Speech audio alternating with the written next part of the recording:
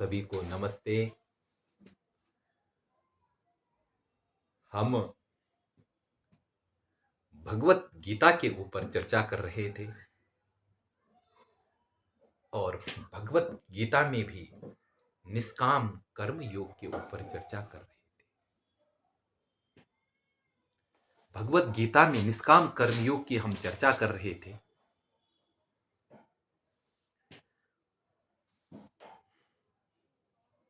जो ये निष्काम कर्म योग है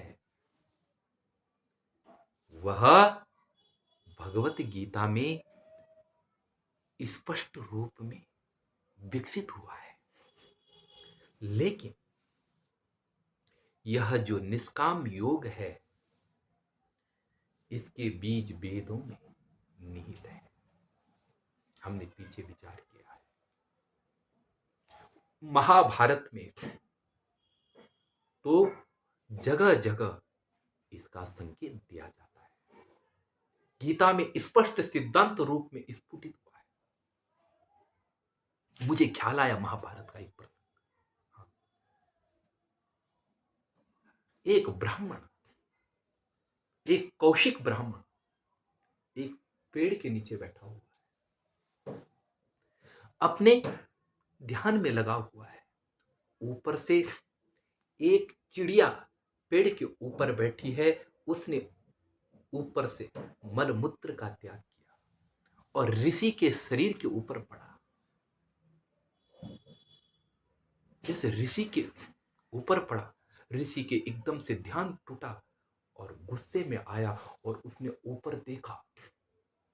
जैसे ऊपर देखा, ऋषि की दृष्टि उस चिड़िया पर पड़ी तो चिड़िया एकदम से भस्म होकर नीचे गिर पड़ी। अब ऋषि को घमंड हो गया कि मैं तपस्वी बन गया हूं, मैंने सिद्धि को प्राप्त कर लिया है। ऋषि घमंड से भर करके अहंकार की नशा में उन्मत्त होकर के नाचने लगा। अहंकार नशा बनकर नाचने लगा, प्रसन्न हो गया।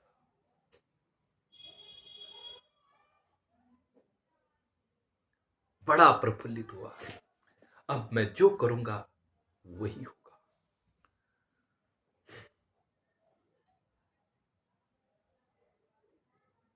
अब वह ब्राह्मण, वह अब जिसको यह एहसास हुआ कि मैं ऋषि हो गया हूं, वह ब्राह्मण निकल पड़ा कमंडलू लेकर भिक्षा ले। वहां एक पतिव्रता नारी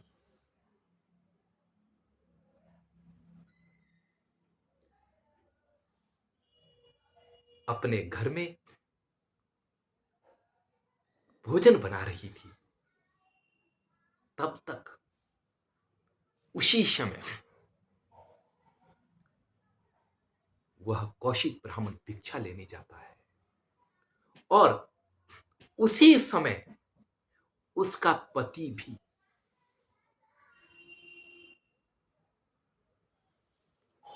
काम से थक करके घर में आया। दोनों एक ही समय आए, ब्राह्मण भी और पति भी। बाहर से ब्राह्मण कहने लगा कि भिक्षाम देहि, मह्यम भिक्षाम देहि, मेरे को भिक्षा दो। और उधर पति थकान से थका हुआ। पत्नी ने देखा क्या करूं। पत्नी ने पहले अपने पति के पास में गई, उनको पानी दिया, उनके शरीर के ऊपर मालिश किया, उनको भोजन परोसा और भोजन परोस करके वह ब्राह्मण को भिक्षा देने गई। लेकिन ब्राह्मण गुस्से में आ गया। वो कहने कुछ जैसे श्राप देने वाला था, वैसे उस पत्नी ने कहा, ब्राह्मण देवता, आप यह मत समझना कि मैंने अपनी दृष्टि से चिड़िया को भस्म किया तो मैं मुझको भी भस्म कर दूंगी। नहीं, तुम्हारी तपस्या पे इतना बल नहीं है कि मेरे को भस्म कर दो, क्योंकि मैं अपने धर्म को निभा रही थी। मेरा धर्म जो है, मेरा कर्म जो है, वह मेरे लिए तपस्या है। मेरा कर्म जो है वह मेरे लिए तपस्या है। मेरे लिए जीवन का उद्धार उसी से ही होगा। वही मेरे लिए ईश्वर पूजा है।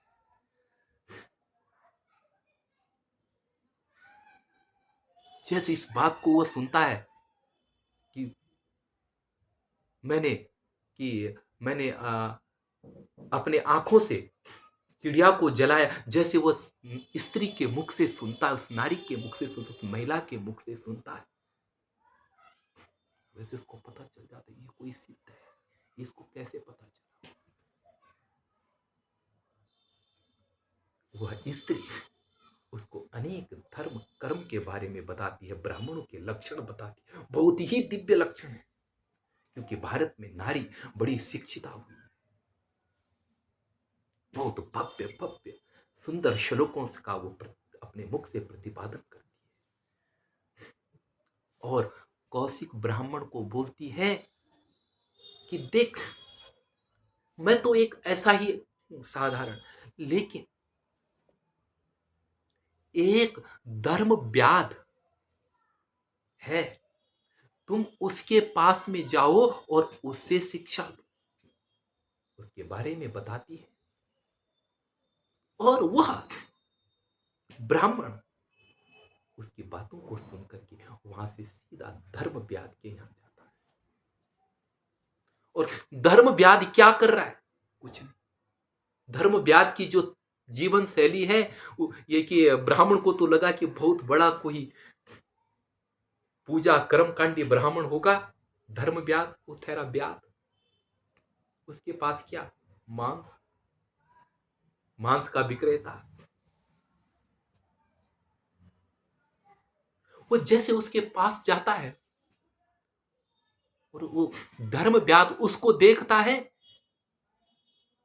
उस ब्राह्मण को, और ब्राह्मण को बोलता है कि ओ, तुमको उस फलानी वो जो दूसरी स्त्री है उसने तुमको मेरे पास भेजा ना, जिसको तुम शराब देना चाहते हो थे, जिसको तुम शराब देना चाहते थे, उसी स्त्री ने मेरे पास भेजा ना। तुमने अपने आंखों से एक चिड़िया को मारा था ना, अपने तप के अहंकार से एक चिड़िया को मारा था। जैसे वो उसकी बातों को सुनता, उसको वो आश्चर्य में पड़ जाता है। वो सोचता है कि ये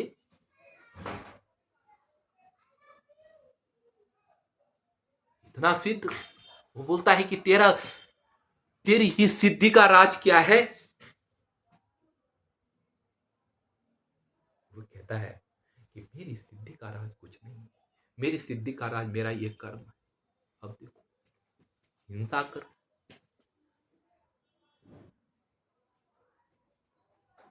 वो बोलता है कि ये हिंसा, ये मार धाड़, ये काट, ये सिद्धि का काम है। वो बोलता है कि इससे तुझे सिद्धि मिल गई। मार काट, मार तो, हत्या करना तो पाप है, और इससे सिद्धि मिल गई। व्याध कहता है, राजा, जो तुम अन्न खा रही हो, उस अन्न के साथ अनेक जीव पैदा होते हैं, और अनेक जीवों को किसान मार देता है। अनेक जीव अन्न के साथ पैदा हो रहे हैं और उसको किसान मार देता है। फसल के ऊपर छिड़काव करता है, उससे अनेक जीव मर जाते हैं। जो जो अन्न तुम खाना चाहते हैं, उस अन्न को अनेक जीव खाना चाहते हो, तुम उनका हिस्सा ले रहे हो। तुम तो उनका हिस्सा खा रहे हो, उसे चींटी भी खाना चाहती है। उसे तो उसमें तो अनेक जीवों का हक है। तो ये कैसा धर्म होगा? ब्राह्मण आश्चर्य में पड़ जाता है। ओ, वास्तविकता है, हिंसा तो हो रही है। तुम श्वास लेते हो, अनेक जीव उसमें एक ही प्रविष्ट कर जाते हैं। दूध पीते हो, वह बछड़े का अंश है। शहद खाते हो, वह मधुमक्खी का जूठा है।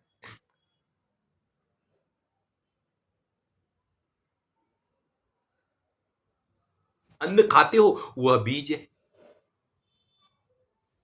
ब्राह्मण की आंखें खुली। बोला कि क्या है?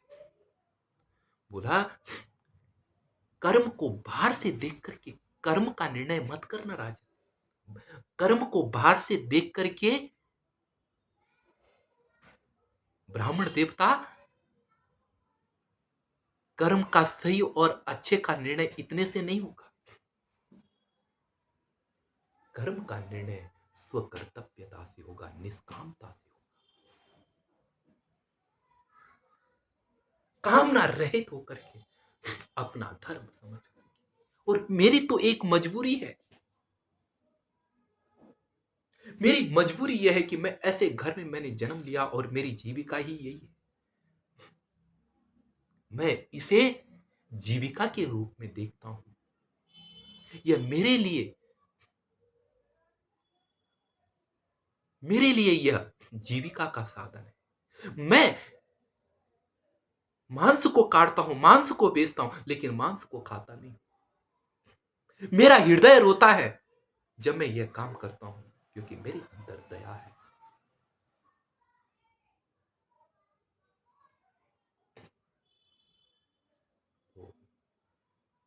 मेरे अंदर दया का भाव है। और मैं हमेशा सोचता हूं कि मुझे इस काम से मुक्ति मिल जाए। इसलिए वो कहता है कि मेरा यह स्वधर्म है, इसको मैंने अपनाया है, लेकिन इसके पीछे मेरे भाव महान भाव, उदात्त भाव है, करुणा का भाव है।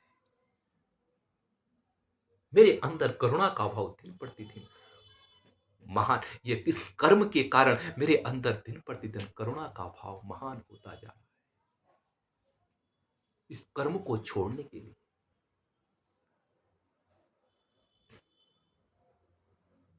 इसीलिए मेरा लक्ष्य हिंसा नहीं, यह मुझे करना पड़ रहा है। इसलिए वो कहता है कि स्वकर्म स्वकर्म त्यजतो राजन, स्वकर्म त्यजतो राजन अधर्म इह दृश्यते। यहां तक उसने कह दिया कि यह मेरा स्वधर्म है, यह मुझे पैतृक रूप से मिला हुआ स्वधर्म है।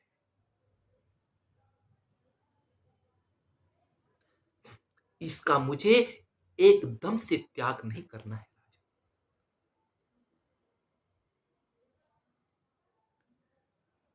स्वकर्म निरत यस्तु, जो अपने कर्म में निरंतर लगा हुआ है, धर्म स इति निश्चय, वही धर्म है। आगे कहता है कि पूर्वम विहितम, आगे वो कहता है कि द्रष्टव्या तु भवेत् प्रज्ञा, द्रष्टव्या तु भवेत् प्रज्ञा कुर कर्मणि वर्तता, कथम कर्म शुभम कुर्याम कथम मुंचेत पराभवात्। ये मेरा जो स्वधर्म है, मैं इस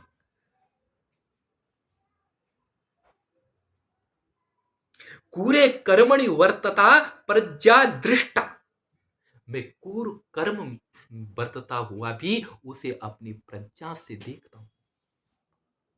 मैं गलत कर्म कर रहा हूं और मैं उसे अपनी बुद्धि से देख रहा हूं, और मन में यह सोचता हूं कि क्या कथम कर्म शुभम कुर्याम, मैं किस प्रकार शुभ कर्म को करूं। और आगे कहता है कि प्राभावात कथम मुंचे, मैं इस पराभव, अपमान और एक हिंसा कर्म से कथम मुंचे, मैं किस प्रकार इसको छोड़ दूं। मेरे मन में यह भाव उठता रहता है। इसीलिए राजन, जो कर्म है अपने कर्म को करो, ईश्वर बुद्धि से करो। मेरा कर्म जो है, मेरे कर्म से भी लोगों का भला हो रहा है। मैं हिंसा कर रहा हूं, लेकिन यह मेरी वृत्ति निश्चित है, यह मैंने निश्चय किया है। बस कहने का तात्पर्य यह नहीं कि आप भी हिंसा करो, कहने का तात्पर्य यह है कि कहने का तात्पर्य यह है कि जिस कर्म को आप कर रहे हैं, कर्म की प्रधानता नहीं, आंतरिक भाव की प्रधानता है। और इतना ही नहीं, उसने क्या आगे कहता है कि राजन, कर्म जो है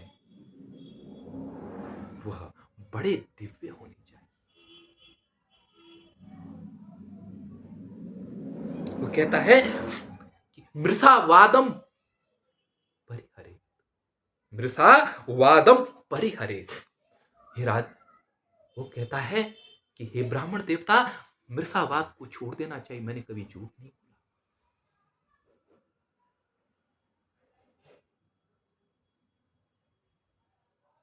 मैंने कभी झूठ नहीं बोला। और इतना ही नहीं, मृषावाद को छोड़ देना चाहिए, क्योंकि मैंने कभी झूठ नहीं बोला है, मैं सत्य व्रतधारी रहा। और इतना ही नहीं, आगे कुछ एक नियम और बताता है। वो कहता है कि कुर्यात प्रिय मयाचित, अयाचित, माने बिना याचना के,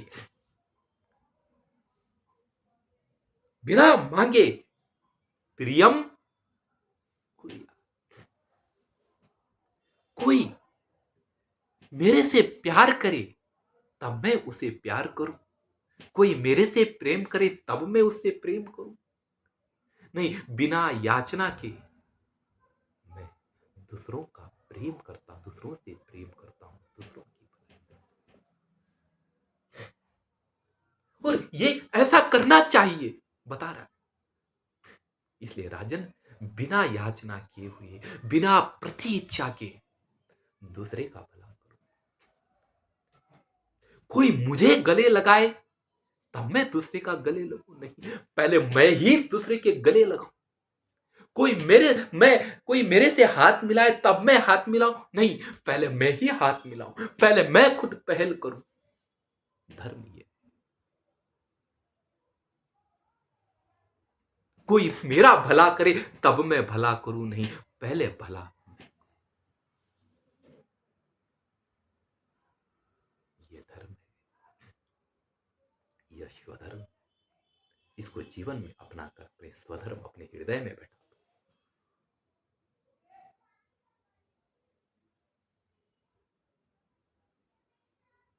आगे कहते हैं, और राजन, गीता में कहा ना, माते संगस्तु कर्मणि, ते कर्म को त्यागने में तेरी लालसा नहीं होनी चाहिए। अपने सदकर्मों को या अपने नियत कर्मों को, जो आपका निश्चय किया गया कर्म है, जो आपको समाज के द्वारा निर्धारित दिया गया कर्म है,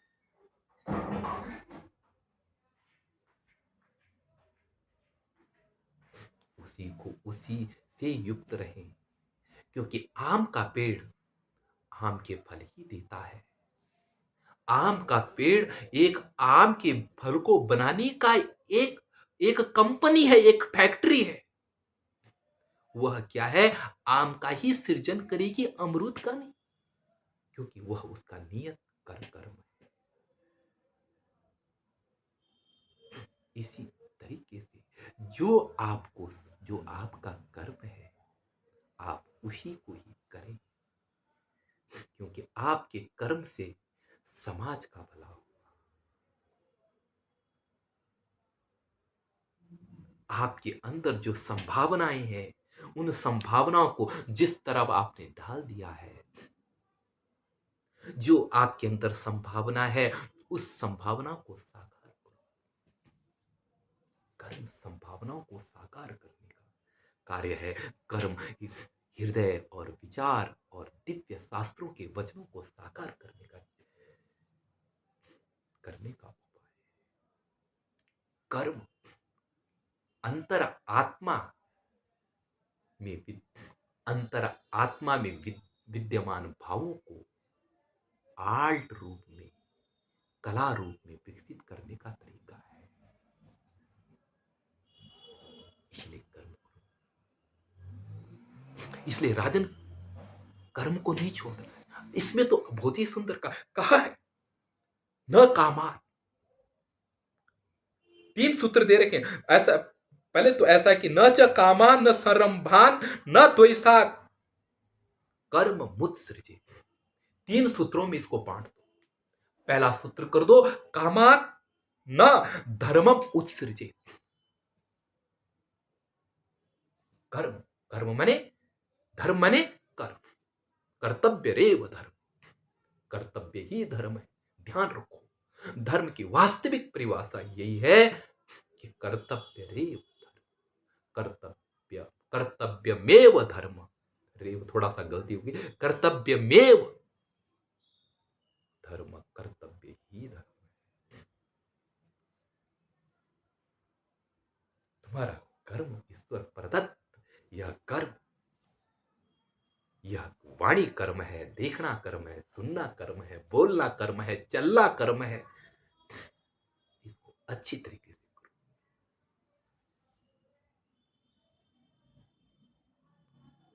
इसलिए कामात् न धर्मम उत्सृजे। पहला सूत्र कि कामना आसक्तियों में फंस करके कर्म का त्याग मत करो। मन की लालसाओं में फंस करके अच्छा लग रहा है, इसलिए इस कर्म को कर लो ना।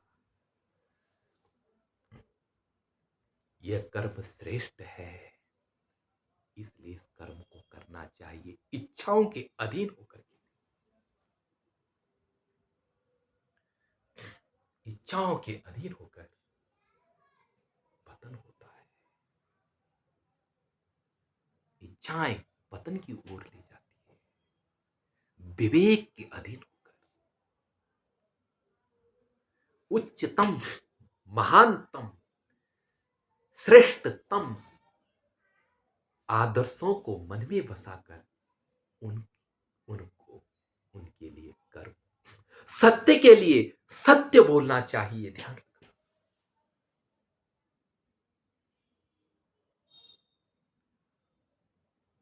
सत्य का लक्ष्य केवल सत्य ही होना चाहिए।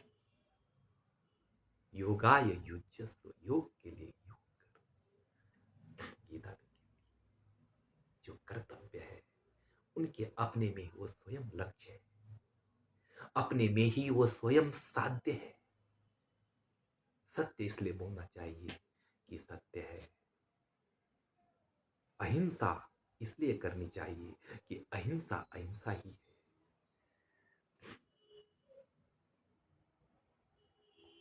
कर्म अपने में, स्वयं में साध्य भी है और साधन भी है।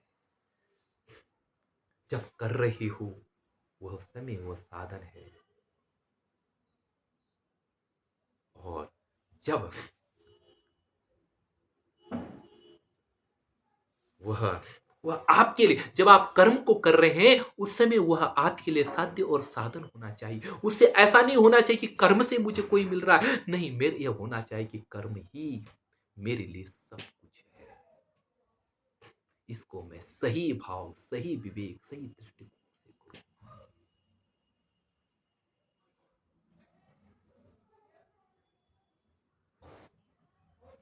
इसलिए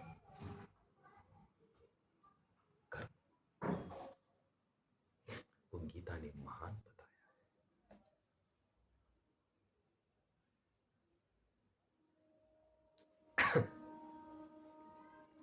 कांट ने भी कहा ड्यूटी फॉर ड्यूटी, कर्तव्य के लिए कर्तव्य। ये महान सूत्र है गीता के।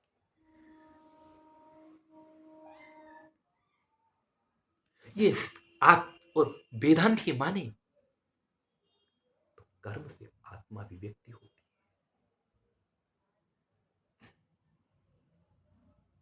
कर्म से आत्मा अभिव्यक्ति पैदा होती है।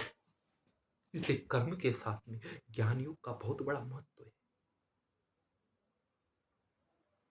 और इस विषय में हम आगे विचार करेंगे कि जब ज्ञान योग का प्रसंग आए, क्योंकि कर्म महान बन जाता है जब वो आत्मा को अभिव्यक्त करता है, जब उसे आत्म साक्षात्कार होता है। कर्म में पहली झलक, आत्मा की पहली झलक कर्म से मिलती है। कैसे मिलती है, इस विषय में हम आगे चर्चा करेंगे, क्योंकि यह एक बहुत बड़ा अलग से प्रवचन होगा। तो हम यह कह रहे हैं कि कामनाओं के अधीन होकर के, तुच्छ कामनाओं के अधीन होकर के महानतम श्रेष्ठतम आदर्श को नहीं ढूंढना। अल्पस्य हेतु बहुहातु इच्छन विचार मूढ़ प्रतिभा से वाली बात है। अल्प के लिए बहुत बड़ा नहीं छोड़ देना चाहिए। इसलिए कामात् न धर्मम उत्सृजे।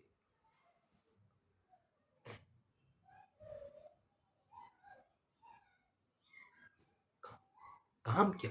काम आपको बहुत बड़े बंधन में फंसा देता है। काम पहचानो, काम को पहचानो, विवेक को जागृत रखो। यह ध्यान रखो कि जिस काम को आप कर, जिस कामना को आप, काम का मतलब ये मत समझना कि आप घर वाला कोई काम, जिसको हम हिंदी में बोलते हैं। काम का अर्थ संस्कृत में कामना, इच्छा। ये जो इच्छाएं होती ना, यह जो राग होता है ना, इसके अंदर सारी बुराइयां छिपी रहती है, आप देख नहीं पाते। जब आप किसी की कामना कर रहे हैं ना, अनियंत्रित काम जब आप कर रहे हैं, अनियंत्रित कामना जब आप कर रहे हैं, अनियंत्रित इच्छा जब आप कर रहे हैं, तो उसके अंदर क्रोध भी बैठा हुआ है, उसके अंदर लोभ भी बैठा हुआ है, उसके अंदर आपका अहम भी बैठा हुआ है, उसके अंदर, उस काम के अंदर, उस कामना के अंदर भय भी बैठा हुआ है। सारा परिवार लेकर के वो खड़ा हुआ और आगे ऐसी विषम स्थिति में तुम्हें उलझा देगा कि तुम चिंतित, तनाव, टेंशन, इनमें फंस जाओ। काम के अंदर चिंता पे बैठी रहती, काम उत्पन्न होगा, तनाव उत्पन्न होगा। तनाव से मुक्ति देने के लिए क्या होता है? आगे वाला सूत्र है क्या? क्रोध पैदा होता है। इसीलिए क्रोध के कारण भी धर्म का लोप नहीं करना चाहिए। ये सब एक कार्य कारण के अनुसार दिखा रखे, नहीं थोड़ा सा अर्थ। हाँ, क्रोध पैदा होता है, द्वेष पैदा होगा, द्वेषात् न धर्मम उत्सृजेत, और फिर द्वेष के बाद क्रोध पैदा होता है। तो पहले कामना से नहीं छोड़ना है धर्म को। द्वेष के कारण किसी ने ऐसी बातें घुमाई कि धर्म में गलतियां निकालना शुरू कर दिया। क्योंकि हर चीज का दो पहलू जरूर होंगे, सकारात्मक और नकारात्मक।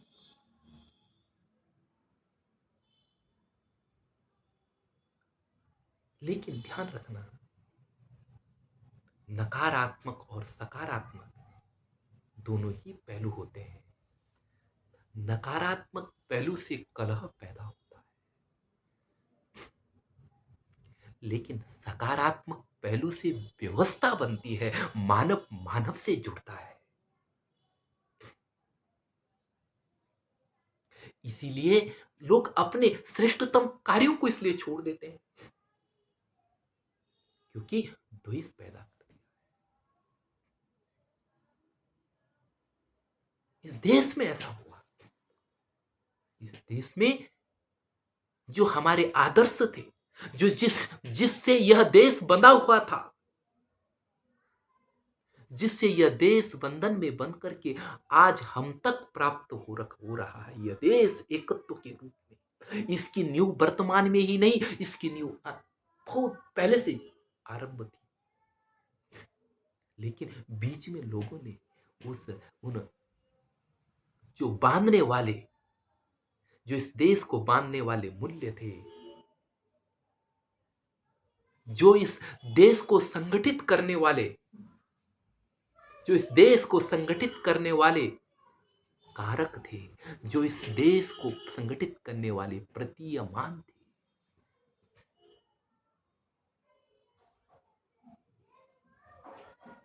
जो इस देश को संगठित करने वाला चुम्बक था, इस देश को परस्पर जोड़ के रखने वाला चुम्बक था, उसके ऊपर लोगों ने कीचड़, वर्तमान में कीचड़ पैदा करके उसके ऊपर थोपना शुरू किया। अपना बनाया कीचड़ उसके ऊपर थोपा और कहा कि ये मूल्य गंदे हैं। यही तो हुआ है द्वेष के कारण। और आप क्या करने लग जाते हैं? धर्म उत्सर्जित, आप धर्म को छोड़ने लग जाते हैं। कामना के कारण किसी ने प्रलोभन दिया हो तो धर्म को मत छोड़ो। द्वेष पैदा किया है, धर्म को मत छोड़ो। और क्रोध भी पैदा कर दिया है तो भी धर्म को मत छोड़ो। क्रोध के कारण भी धर्म को मत छोड़ो। धर्म क्या है? कामना, ध्यान दो, थोड़ा ऊपर से साथ संगति बैठाओ। धर्म के कारण, कामना के कारण सत्य को नहीं छोड़ूंगा, कामना के कारण प्रिय को नहीं छोड़ूंगा। तो धर्म प्रिय सबकी भलाई। और क्रोध के कारण में धर्म को, द्वेषात् समारंभा न धर्मम उत्सृज्य, समारंभ क्रोध, क्रोध के कारण मैं धर्म को नहीं छोड़ूंगा। द्वेषात् धर्मम उत्सृजित, मैं द्वेष के कारण धर्म को नहीं छोड़ूंगा।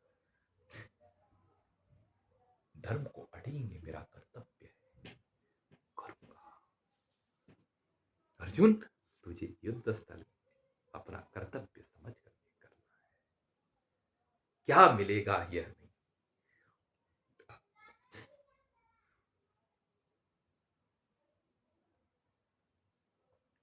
तुझे तेरा कर्तव्य तुझे सौंपा है, उसमें तू ध्यान लगा।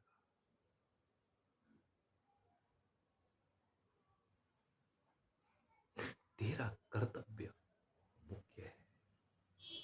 दुनिया का हर चीज अपना कर्तव्य को कर रही है।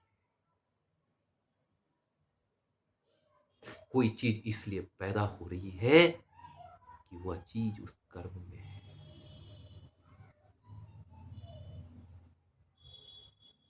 बस तुम्हारे अंदर अनंत क्षमताएं हैं, अनंत संभावनाएं, तुमसे अनंत चीजें पैदा होगी, लेकिन चीजों के बंधन में नहीं बंधना। कर्म, कर्म एक योजना है। कर्म हो रहा है, हो रहा है प्रत्येक क्षण आपके शरीर के माध्यम से। कर्म एक सतत योजना है, एक लंबी अनंत यात्रा है कर्म की। स्वस्ति पंथा अनुचरेम सूर्य चंद्र सा, वेद भी कहता है कल्याणकारी मार्ग का अनुसरण करो, सूर्य चंद्र सा जैसे सूर्य आकाश मंडल पर अहरनिश बिना स्वार्थ बिना कर्म फल के भ्रमण कर रहा है, अनंत ग्रहों को प्रकाश दे रहा है, लेकिन उनसे वो अपना प्रकाश दान कर रहा है, लेकिन उनके बंधन में उनमें होने वाले परिवर्तनों से, उनमें होने वाले टकराव से सूर्य में कोई परिवर्तन नहीं होता है। ऐसे ही तुम्हारा अनंत कार्य अनंत उपकार हो, लेकिन भार के पद पदार्थ तुम्हें विचलित न कर सके। तुम्हारी आंतरिक दीप्ति प्रकाश दुनिया को मिले। रास्ते में चलता हुआ व्यक्ति भी तुम्हारे प्रेम से वंचित न हो। आगे देखो और क्या, कैसा बनना है।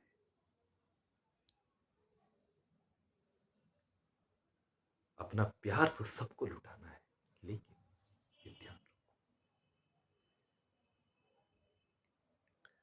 प्रिय प्रिय नाति वृषम हृष्ये द प्रियम न च संज्वरे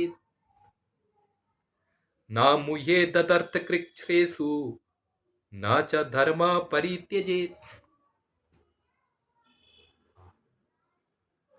आह, क्या भव्य सूत्र है।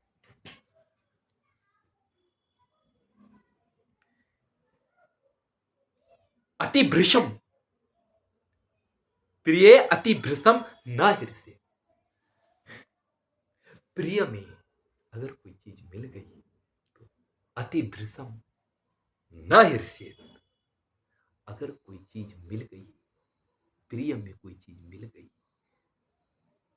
प्रिय वस्तु की प्राप्ति होने पर अति भृशम न हृष्ये, ज्यादा मत करो। कोई मिल रही है तो अपने स्वभाव का अतिक्रमण मत करो। तुम्हारा सामान्य जीवन है, क्यों भूल जाओगे और फिर बाद में वैसा ही होना है। जो अपना स्वभाव है उसका अतिक्रमण करना ही क्यों। समझिए, ध्यान दो, तुम कोई विशेष व्यक्ति नहीं।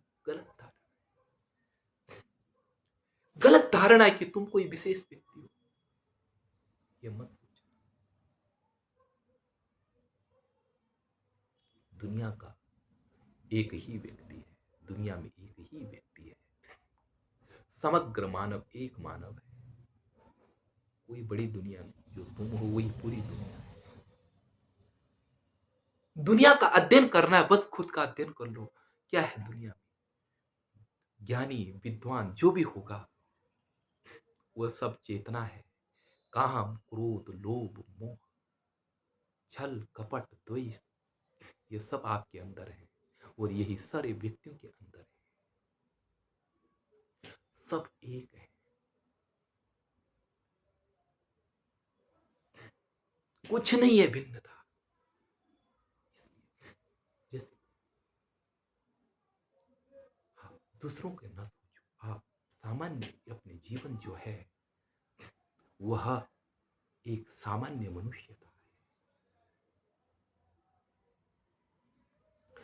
सामान्य का अतिक्रमण ही नहीं हो सकता है।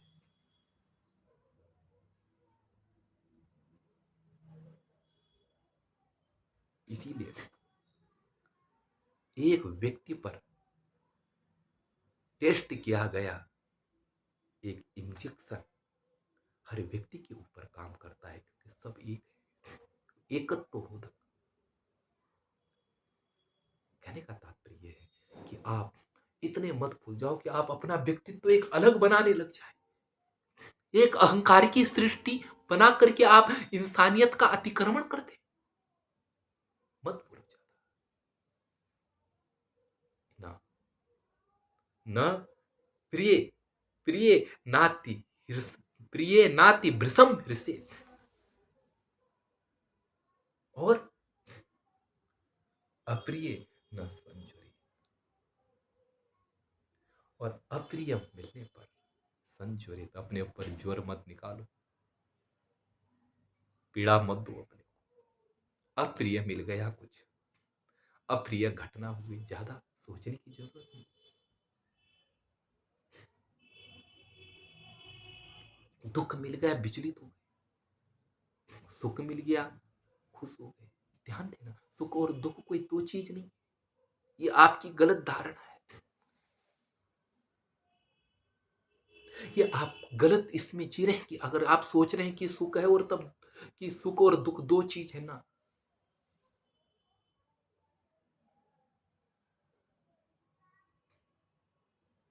क्योंकि आपने देखा है सुख के कारण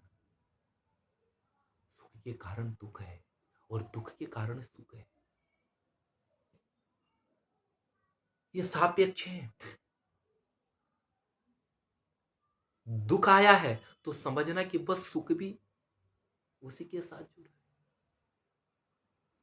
और दुख आया है तो समझना कि वह सुख है, सुख के उसी में दुख जुड़ा है, अलग चीज नहीं।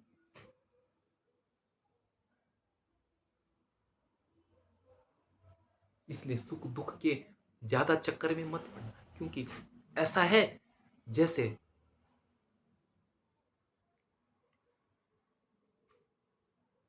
अंधकार है तो आपने दीपक जला दिया, प्रकाश हो गया। अब देखो, अंधकार है इसीलिए दीपक जलाने पर प्रकाश हो रहा है। अंधकार ही न होता तो दीपक की कोई रोशनी न, रोशनी दीपक खिल ही इसीलिए रहा है कि अंधकार है, इसीलिए उसकी ज्योत चमक रही।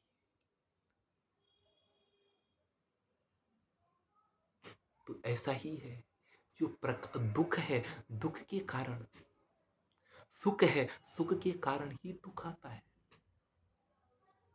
सुख पैदा हुआ, दुख उसके उसी में ही पैदा है।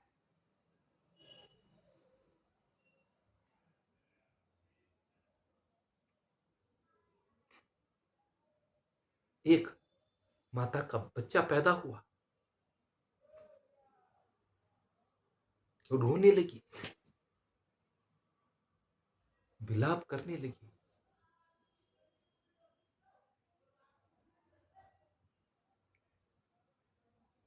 अब देखो, बच्चा है ना, बच्चा जब हुआ तो बड़ी प्रसन्नता, लड्डू बटे, और बच्चा हट गया, क्या पैदा हो, दुख पैदा होता ही ना तो दुख, जो सुख ही ना होता तो दुख भी ना होता।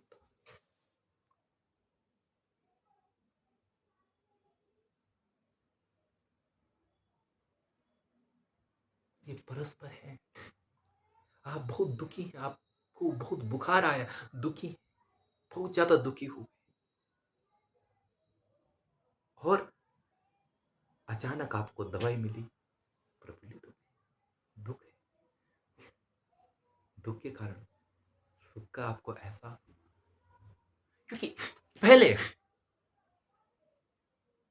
पैदा पहले होना चाहिए, पहले दुख होना चाहिए।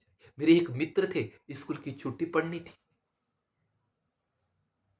और उन्होंने और हमने एक ऐसा तरीका बनाया मिल करके हम दोनों ने, कि हमने बच्चों को कहा कि इस बार छुट्टी कैंसिल हो गई, और सारे बच्चों का चेहरा उतर गया। एक दिन ऐसा ही रखा, सारे बच्चे दुखी थे।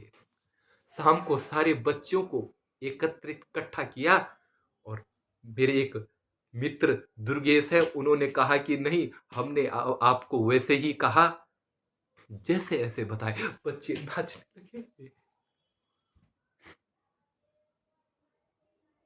देखो, पहले दुख पैदा कर दिया और अब प्रसन्नता पैदा हो गई।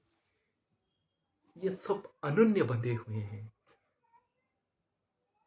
इसीलिए इनके चक्कर में न फंस करके जिससे जीवन का उद्धार हो, उस कर्म, उस पावन श्रेष्ठ विचारधारा के अधीन होना चाहिए।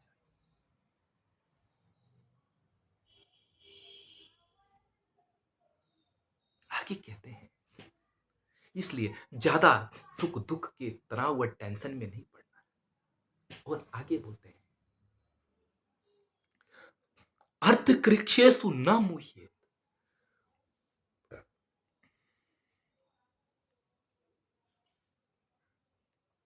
और अर्थ कृक्षेषु, यदि पैसा न मिल रहा हो, अर्थ संकट पैदा हो गया हो,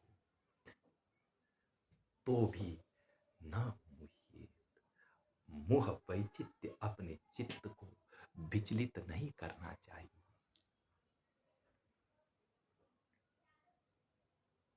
दिन और रात पैसा का चिंतन करते हुए, कैसे कमाऊं मैं, कैसे मिलेगा, नींद खत्म कर दी, जीवन से संगीत उतर गया, जीवन से आनंद उतर गया, जीवन विचित्र चैन की नींद से दूर हो गया, जीवन में मित्रता, सौहार्द, प्रेम सब खत्म हो गया, चाचा न भैया, सबसे बड़ा रुपया हो गया है।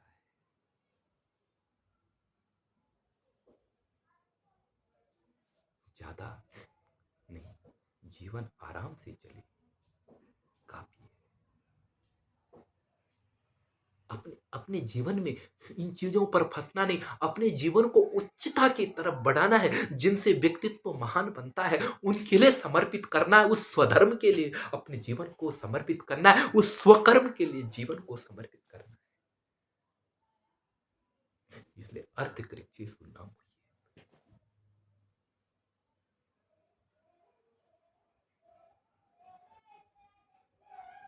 ये बड़ी खतरनाक है, बड़ा तनाव, टेंशन पैदा करता। एक एक एक वो थे, एक वो थे एक एक व्यक्ति था, एक सेठ था, थोड़ा सा, एक सेठ था, उसकी मुझे ख्याल बात आई। उस सेठ के यहाँ एक गाय थी, और सेठ ने कहा अपने नौकर की, मैं यात्रा में जा रहा हूं और मेरी गाय 5 किलो दूध देती है, तुम एक काम करना कि जो ये गाय 5 किलो दूध देती है, मैं तो यात्रा में जाऊंगा, तो उस बीच आप इस दूध को अपने बच्चों को पिलाना, आपके बच्चे हृष्ट पुष्ट हो जाएंगे। तो नौकर ने कहा ठीक है। सेठ तो गया यात्रा में, और सेठ की गाय को पिला करके, जो वो नौकर था उसने सेठ की जो गाय थी उससे दूध निकाल करके, बुद्धिमान था नौकर, उसने दूध को निकाल करके आसपास के कुत्तों को बुला करके कुत्तों को दूध पिलाना शुरू किया। अब कुत्तों को जब दूध पिलाना शुरू किया, अब 1 महीने बाद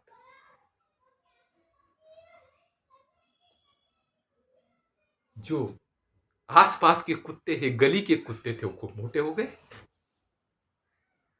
लेकिन जब 20 दिन बाद, नहीं, जब 30 दिन बाद, जब मैं 1 महीने बाद सेठ आया, तो सेठ ने बोला कि तुमने दूध का क्या किया? उसने बोला महाराज मैंने कुत्तों को पिलाया।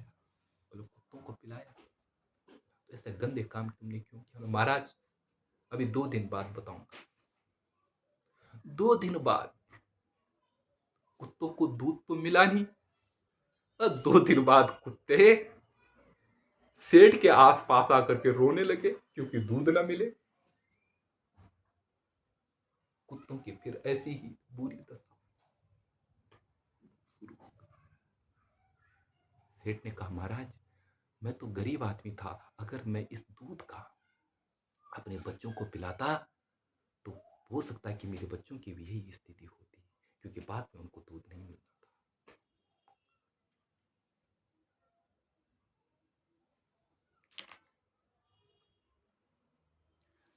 तो कहने का तात्पर्य है, मेरा ये नहीं है कि तात्पर्य की इस कथा से मेरा ये तात्पर्य है कि ज्यादा आसक्ति, ये जो बंधन, ये जो किसी का भी बंधन हो, ये जो अधिक तृष्णा बढ़ती जाती है, जैसे कुत्तों की तृष्णा अंतिम में कुत्तों को उसने उसके कुत्तों के बुरहाल कर दिए, ऐसे ही अधिक आर्थिक तृष्णा जब अर्थपूर्ण रूप से नहीं मिलता है तो व्यक्ति की भी हो जाती है, चिंतित हो जाता है। इसीलिए अपने जीवन को आनंद बनाओ, प्रसन्नता बनाओ। प्रसन्नता आपके कर्म में, डूब जाओ कर्म में। कर्म को, अपनी कर्म और आत्मा में भेद नहीं रखना है। मैं करता हूं नहीं, मैं कर्म बस। अनन्य, मैं करता हूं, इसका मतलब यह है कि अभी कर्ता जीवित है, अभी वह सबसे श्रेष्ठ करता है, उसकी वह आपके जीवन में अभी नहीं आया है। मैं करता हूं, इसका मतलब यह है कि अभी अहंकार है। आप करता नहीं है जनाब इस शरीर के, आप कुछ नहीं है। यह एक ईश्वर का और इस प्रकृति का दिया हुआ एक यंत्र है, जिसके माध्यम से संपूर्ण कार्य हो रहे हैं। उसके द्वारा किया गया जो कार्य है, उसको आप अपना मान रहे हैं कि मैं कर रहा हूं। ये तो गीता में कृष्ण ने आगे कहेंगे कि अर्जुन तो बस निमित्त है। तो तात्पर्य यह है कि आप संपूर्ण बागडोर उसके हाथ में छोड़ दो, तनाव टेंशन से बाहर आ जाओ। इतना होने पर सब कुछ कर दिया, इसलिए इनके चक्कर में न फंस करके, इनको अपने जीवन में न अपना कर देना ही नहीं। तो फिर कहते हैं कि धर्मम न च धर्मम परित्यजेत। तुम्हारा प्रश्न में, जब मेरे को ये मिलेगा ही नहीं, जब मैंने कुछ चाहना ही नहीं, तो कर्म भी क्यों करूं? बनेगा ना, जब इच्छा ही नहीं करनी, पुष्ट नहीं होना है तो कर्मम धर्मम न परित्यजेत, धर्म को नहीं त्यागना। माते संगस्तु कर्मणि, हे अर्जुन, तू कर्म को त्यागना अर्थात करना ही, गुरु कर्मैव तस्मात्, गीता में। इसलिए तू धर्म को करते जा, सबको हटाकर, धर्म को त्यागना नहीं। जब ये मत सोचना कि जो मेरा मन है, इसकी प्रसन्नता, इसकी खुशी के लिए मैं करूंगा, नहीं। तुम्हें उच्चतम आदर्श के लिए करना है।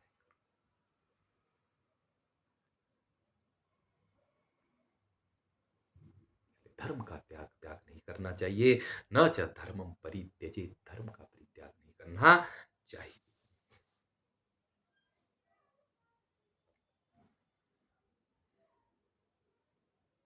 और इतना ही नहीं, अगर मन में एक कभी बुरा कर्म हो जाए, तो बुरा कर्म करके यह मन में धारण करना चाहिए, प्रभु एक बार मेरे से बुरा कर्म हो गया, दूसरी बार मैं बुरा कर्म नहीं करूंगा। सतत अच्छे कर्म पे लगा रहना चाहिए। बोलते हैं कर्मम चेत किंचित अन्यत स्यात्। यदि कर्म कुछ अन्यत हो गया, मैंने विपरीत हो गया,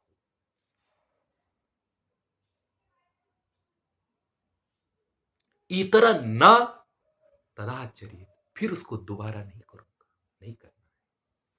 कभी गलती हो गई तो उसको फिर गलती को बारंबार नहीं दोहराना, नहीं तो त्रुटियों से जीवन भर जाएगा। त्रुटि हुई उसको सुधारो, फिर वह त्रुटि ना। और क्या करना चाहिए? यत कल्याणम अभिध्यायेत, जो कल्याण है, जो श्रेष्ठ विचारधारा है, जिससे मानव का भला हो, उसका चिंतन करना चाहिए। उसके ऊपर विचार विमर्श अपने मन की प्रयोगशाला में करना चाहिए, अपने मन के संसद भवन में उसके ऊपर खुलकर विचार करना चाहिए।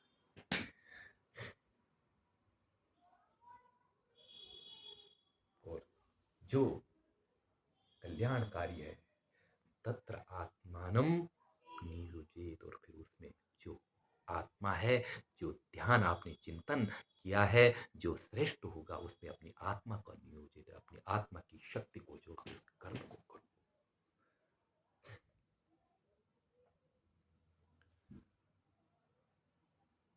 किसी ने पाप किया है, कोई मारने आया है, तो तुम्हें क्या करना है? लड़ना है सीधे मार कर? थोड़ा विवेक का आश्रय लो। आगे कहते हैं कि न पापे प्रति पाप स्यात् साधु रेव सदा भवेत्। पापी के प्रति पाप को मत करना। क्या करना है? साधु रेव सदा भवेत्, अपना सज्जन स्वभाव में रहना। क्यों? क्योंकि अटल नेम है ईश्वर का कि आत्मनेव हतो पाप। यह पापम कर्तुमिच्छति, यह पापम कर्तुमिच्छति, जो व्यक्ति पाप करना चाहता है वह आत्मनेव पापो अतः, वह अपनी आत्मा से किए गए पाप के द्वारा ही मारा जाता है। अभी श्रेष्ठ कर्म है पाप से दूर रहो। पाप आने जाने वाली चीज है, चले जाएगा।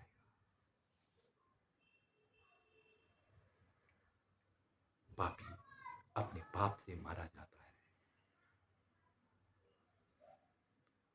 वह अपने पाप से ही खत्म हो जाएगा। पाप बाहर नहीं मारता, पाप व्यक्ति को पहले अंदर मार देता है।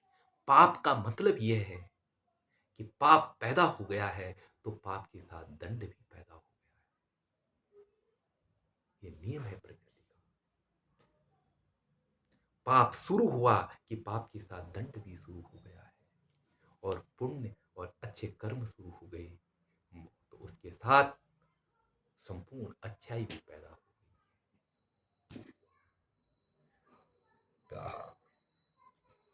आप अपने स्वकर्म को करें, अपने कर्तव्य को कर्म को करें। मैं अपनी वाणी को यहीं पर विराम देता हूँ। सभी के अंदर बैठे हुए उस महान विराट चेतना को नमस्ते करता हूँ।